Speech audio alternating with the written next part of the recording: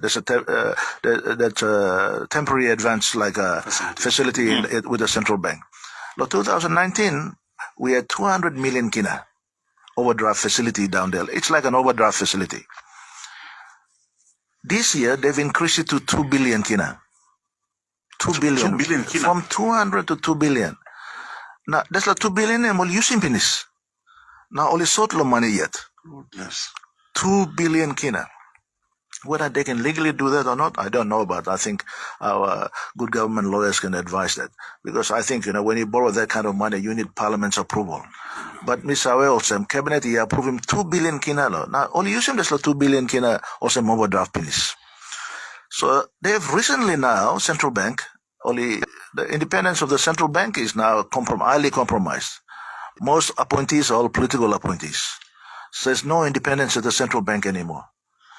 Only recently, I think last week or a week before that, central bank issued a instruction that all the superannuation funds, that's all you workers in the country, hear this properly, all you workers in the country, that you have no right to invest in overseas investments. Your investment manager or your board or your management team cannot look for those investments and invest overseas. They've blocked that now, Why did they do that? Really? So there's an instruction already. It's public already. So they can't invest overseas, despite the fact that we would definitely direly need forex right now. Before they were allowed up to, I think, 33 or 35% of their portfolio they can invest in overseas where there's good investments. But now there's a restriction and they've stopped that. Why? Because every time they go to try and borrow money to issue treasury bills, what we call government and sort of money is issuing treasury bills, short-term treasury bills for 12 months or so down at the central bank. And they have to do an auction every week.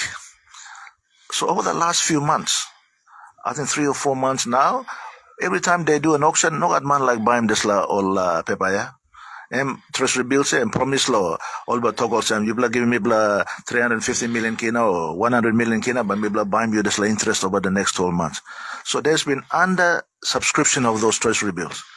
So what will happen is now the super funds who are already overexposed on treasury bills, meaning only reaching limit below law.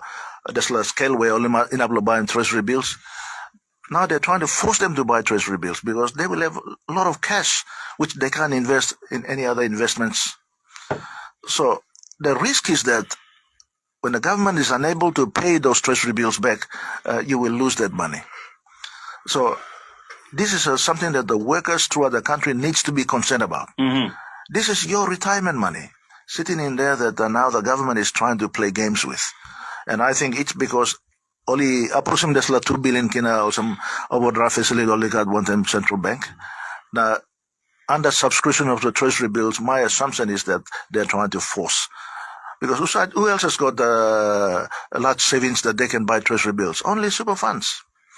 And this is what it's coming to. The desperation of a government looking for money everywhere. The cash flow crisis, yeah. The cash flow crisis that is happening.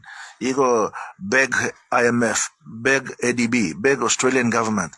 You may walk around, Karam Desla, begging ball, you may run to please, I'll me blalo, loan about, give me advance money and supporting budget, and this kind of something. I mean, Bagaram, Karam, tribal semi gamlo country blame me. Tribal semi gamlo country blame me. We have never, Somara has never asked, I have never asked Australian government to support our budget over the 18 or 19 years that we were in government. Now, close to, Terasa blame me, walk go.